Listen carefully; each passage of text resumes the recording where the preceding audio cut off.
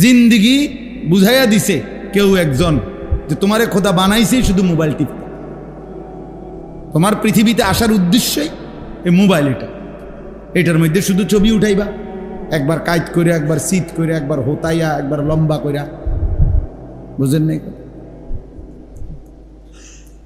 এই জীবন, এই জীবন, এই মোবাইলের একটা ছবি উঠানোর জন্য হাজার রকমের চুল পাল্টায়, হাজার রকমের জামা পাল্টায়, হাজার রকমের প্যান্ট বদলায়, হাজার রকমের স্টাইল বদলায়, হাজার রকমের জায়গা বদলায়। একবার গাছের তলে, একবার মাছের সাথে, একবার মুরকার লগে, একবার গরুর লগে, একবার ছাগলের সাথে, একবার হুজুরের লগে, একবার নায়কের সাথে, মানে যেটা পায় সবাই। এই ছেলে পেলেদের এই হাল। একটা ছবি কে দেখে? কার ছবি? কার মোবাইলে ছবির অভাব পড়ছে? কার কাছে নাই? বুঝেন? তামাশা দোস্ত, নিজেকে বোঝা উচিত আমি কি করছি, আমি কি করছি। একজন সুস্থ সবল মানুষের প্রতি সেকেন্ড দামি, প্রতি সেকেন্ড দামি। এক এক সেকেন্ড আল্লাহর দান, হায়াতের এক এক মুহূর্ত আল্লাহ তাআলার দান। হ্যাঁ, এক একটা নিঃশ্বাস আল্লাহর দান, আল্লাহর দান। এই নিঃশ্বাসের হিসাব আল্লাহর কসম দিতে হবে। সুম্মা লাতুসআলুন্না ইয়াওমাইদিন আনিন নাঈম। কোরআন শরীফে আল্লাহ বলছে, বান্দা আমি আমার প্রতিটি নিয়ামত সম্পর্কে অবশ্যই অবশ্যই জিজ্ঞেস করব। হাদিসে আছে 3 দিন ক্ষুধার্ত থেকে হযরত আবু বকর, ওমর এবং নবীজি সাল্লাল্লাহু আলাইহি সাল্লাম তিনজনেই 3 দিন ক্ষুধার্ত ছিলেন একবার। 3 দিন পরে 2টা খেজুর আর একটু পানি পান করছে। আমি নিজে পড়ছি, এই আয়াতের তাফসিরে আছে। আহা ভাইয়া, নবীজি ওমরকে বলছে, ওমর আল্লাহর কসম, এই 2টা খেজুর এবং এইটুকু পানি যা পান করেছ, এই ব্যাপারেও কিয়ামতের দিন তোমাকে আল্লাহ জিজ্ঞেস করবে যে এই 2টা খেজুর আর এক ঢোক পানি যে পান করলা, এর কি শুকর আদায় করছে। ওয়াল্লাহি লাতুসআলু আন হাদান নাঈম।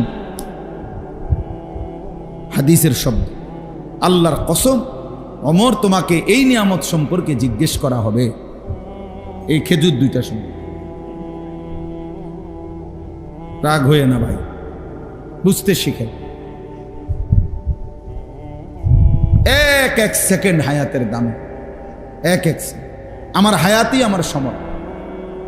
মানুষের জীবন, মানুষের সময়, সময় ভিন্ন কিছু না।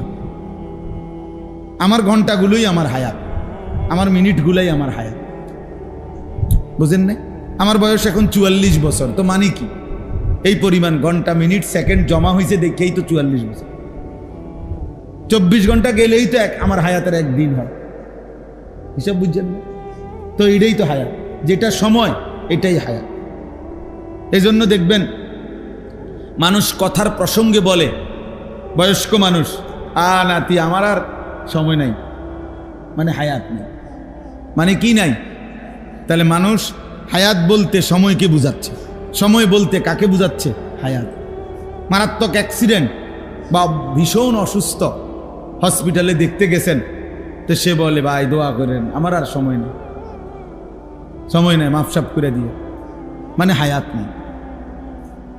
তাহলে আমাদের এই পৃথিবীতে এরপরে ঘন্টা থাকবে, পৃথিবীতে এরপরে সূর্য উঠবে, চাঁদ উঠবে, ঠিক আছে, আমি তো থাকবো না।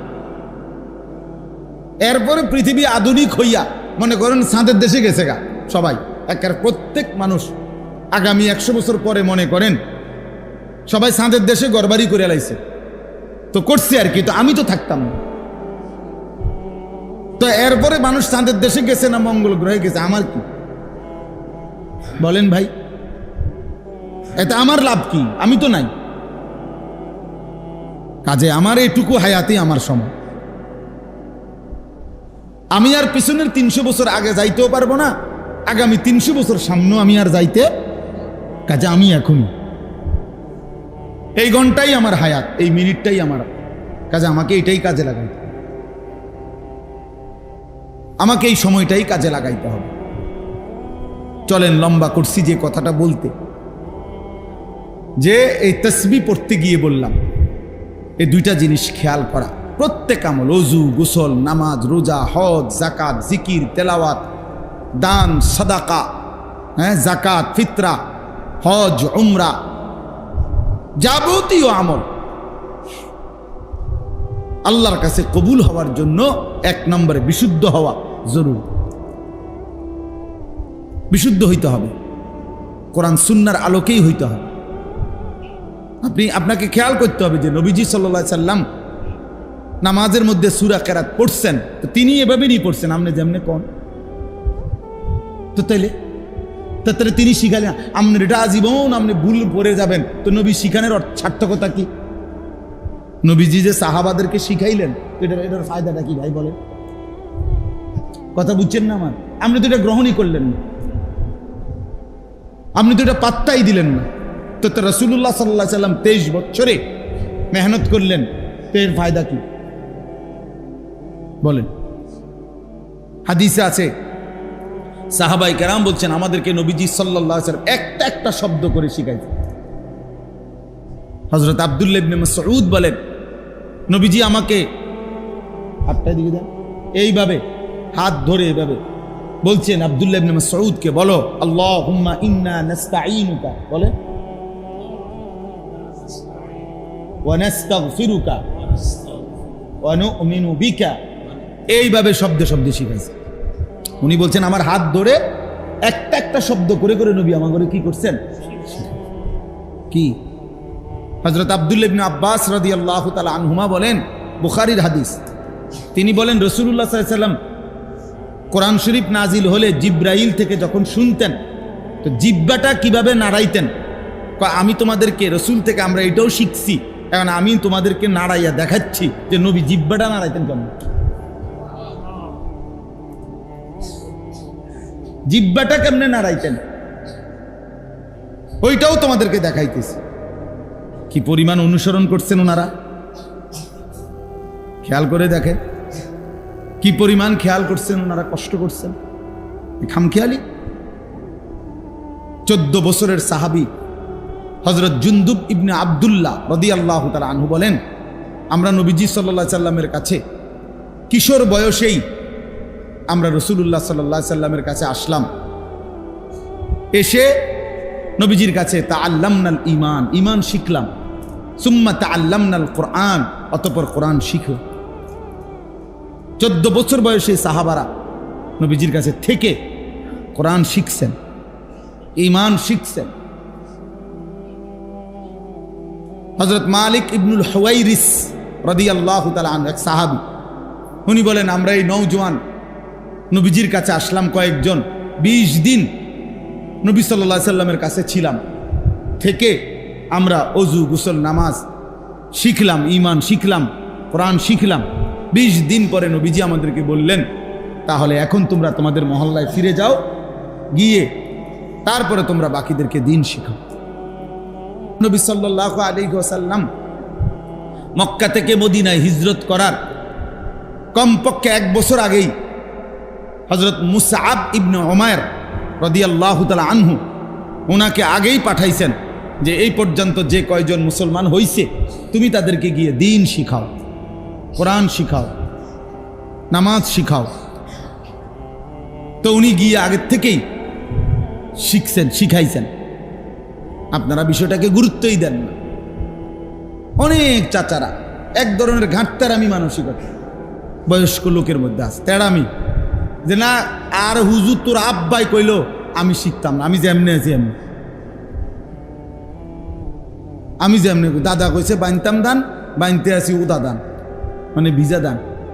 ভিজা ধান ঢেকিতে 1000 কি করলে ধান বাড়া বাঁধলে ঢেকিতে, ভিজা ধান খোলে না।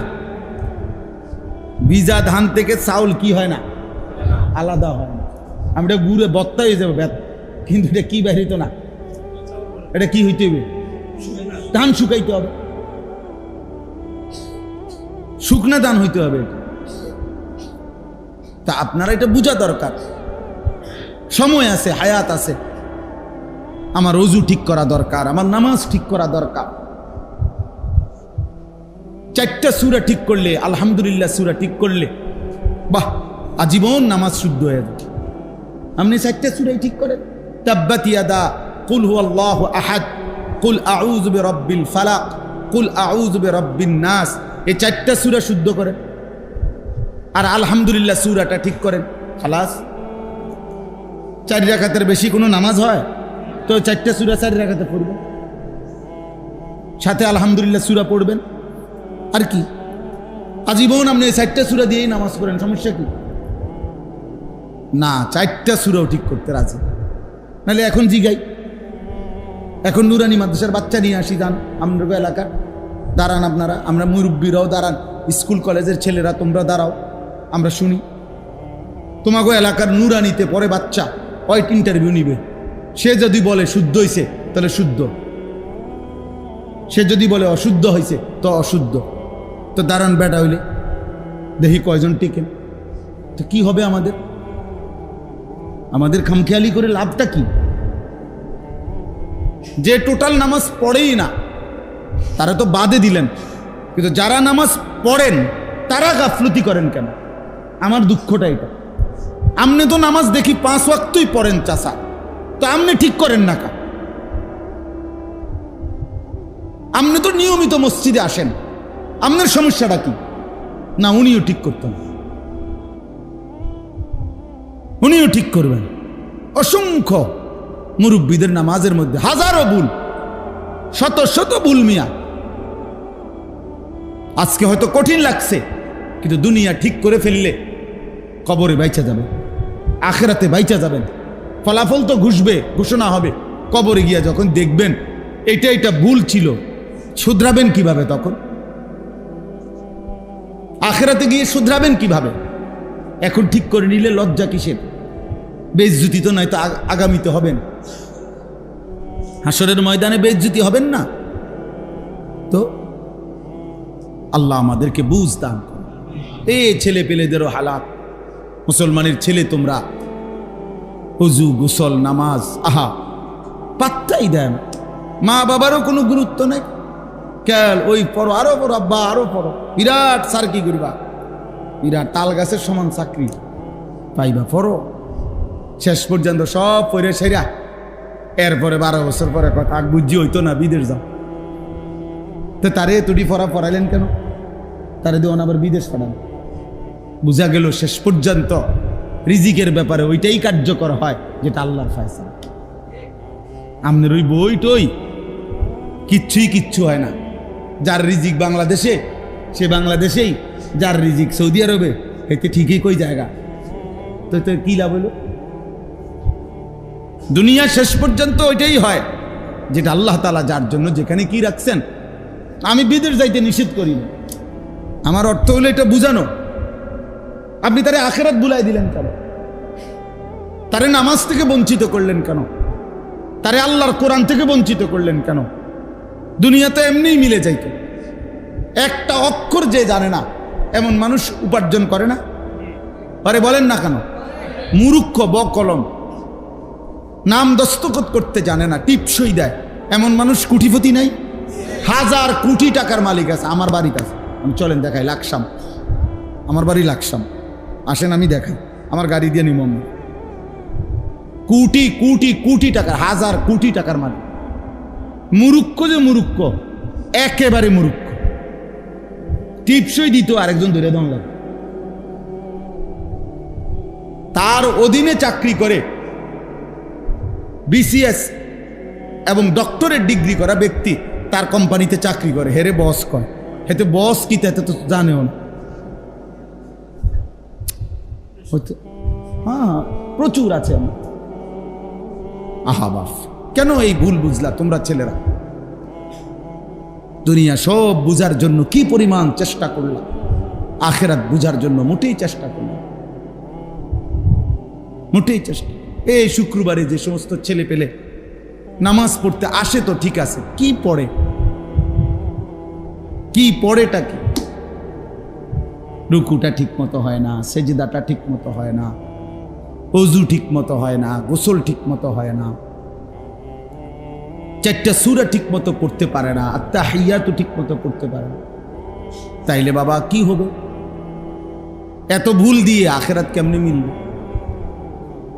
আমার এক হুজুর ছিল, আমার ওস্তাদ, উনি বলছিল একদিন, আমি একটা পরীক্ষার খাতা কাটতেছি, তো হুজুরে কয় যে আমি লাল কলম নিয়ে সিদ্ধান্ত নিছি যতটা ভুল হয় প্রত্যেক ভুলে 2 নম্বর করে কাটমু আর কি।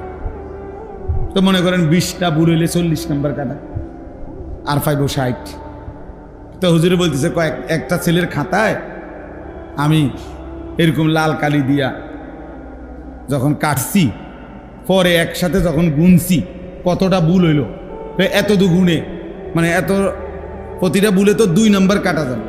তখন হুজুর বলতেছে আমি পরে গুইনা দেখি আমি তার থেকে আরো 24 নম্বর পাই, মানে 62টা ভুল। তো 50 দুগুণে 100 তো গেছে গা, আরো 12টা ভুল রয়েছে না, তো 12 দুগুণে 24 নাম্বার হুজুরে পায়। মানে হুজুরে হেরে নাম্বার দিব কই থেকে? হুজুরে আরো হের থেকে পায় নাম্বার। তুই বেটা প্রয়োজন অন্য বিষয়ের থেকে হাওলাত দাও। তাহলে এত ভুল হইলে হবে কেমনে বাপ? তো আপনার ওযু, আপনার গোসল, আপনার নামাজ, আপনার সূরা কেরাত, দোয়া কালামের মধ্যে এত ভুল হলে চলবে কেমনে চাচা? আখিরাত কেমনে মিলবে? ফামান কানা ইয়ারজু লিকা রাব্বিহি ফালিয়ামাল আমালান সালিহা ওয়ালা ইউশরিক বিইবাদাতি রাব্বিহি আহাদা। রব্বুল আলামিন বলেন, যারা যারা তোমরা আল্লাহর সাক্ষাৎ পেতে চাও, মানে হলো জান্নাত পেতে চাও, 1 নম্বরে ফালিয়ামাল আমালান সালিহা, তারা যেন তাদের প্রত্যেকটি আমল করে বিশুদ্ধভাবে। কোরআন শরীফের আয়াতের অর্থ ওয়ালা ইউশরিক বিইবাদাতি রাব্বিহি আহাদা। 2 নম্বরে আল্লাহ বলেন তারা যেন তাদের কোনো ইবাদতের সাথে অন্য কাউকে শরীক না করে, শুধুই আল্লাহর জন্য করে। ওই যে বললাম, 2টা বললাম না, ওয়ালা ইউশরিক বিইবাদাতি রাব্বিহি আহাদা, কাউকেই যেন আল্লাহর ইবাদতে শরীক না করে। ওমান ইউশরিক বিল্লাহ ফাকান্নামা খাররা মিনাস সামা। রব্বুল আলামিন বলে, যে শিরিক করবে সে যেন আসমান থেকে ছিটকে পড়বে। ছিল তো আসমানে, যখনই আমি আল্লাহর সাথে শিরিক করলো সে যেন 7 আসমান থেকে ছিটকে পড়ল। আমরা বলি না যে মাথার তুল্লা আসার দিছে, তো ফেরেশতা যেন মাথার তুল্লা আসার দিছে, তাই এই জন্য চলেন বাপ, আমার প্রথম কথা আমি লম্বা করে বললাম, শুধু তাসবির বিষয় না, যার মনে চায় গুরুত্ব দিয়েন, না দিলে নাই। আমাদের বলা আমরা বললাম, জীবন তো পার হয়েই যাবে, একসাথেই তো পার হয় না। আজকে মনে করেন বৃহস্পতিবার, সবারই বৃহস্পতিবার, এখন যারা মাগরিবের নামাজ জামাতে পড়ছে তাদেরও বৃহস্পতিবার। আর যেই অপদার্থ আল্লাহকে সেজদা দেয় নাই, হ্যাঁ, যে তার নিজেকে মানুষের কাতার থেকে হাইওয়ান আর জানোয়ারের কাতারে নিয়ে গেছে সেজদা না দিয়ে, ওই জানোয়ারেরও এখন বিশুদ্ধ, ও কোনো বেশি আগায় নাই। আমাগো যা বাজে এখন বেনামাজি অপদার্থেরও এখন তাই বাজে, কখনো আলাদা কোনো আগায়া যায় না। তো আর কি, দুনিয়া একসাথেই চলে, একসাথেই ভোর হয়, একসাথেই সন্ধ্যা হয়, একই সাথে শনিবার হয়, রবিবার হয়, দুনিয়া একসাথেই চলে। আখেরাত একসাথে চলবে, আখেরাত একসাথে চলবে। ইন্নাল্লাযীনা আজরামু কানু মিনাল্লাযীনা আমানু ইয়াদহাকুন।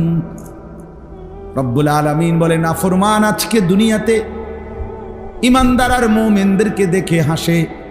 ইয়াদহাকুন, আল্লাহ বলেন আমি ওয়াদা দিচ্ছি ফালিয়াউমাল্লাযীনা আমানু মিনাল কুফফারি ইয়াদহাকুন। অচিরেই এমন একটা দিন আসবে, সেই হাসরের দিন আমার ইমানদার বান্দা বেঈমান নাফরমানকে দেখে হাসবে। তো কোরআন শরীফের আয়াত, কোরআন শরীফের আয়াত। সেদিন হাসবে মন এবং বলবে হাল সুবিবাল কুফফারু মা কানু ইয়াফআলুন। ইমানদার তখন বলবে, হে নাফরমান, পেয়েছো তো যা করেছিলে তার বিনিময়ে। ইমানদার বলবে কাফের বেঈমান নাফরমানকে, হে নাফরমান, দুনিয়াতে যা আল্লাহর নাফরমানি করেছিলে তার বিনিময়ে আজ পাইছো তো? আজ জাহান্নাম মিলল তো?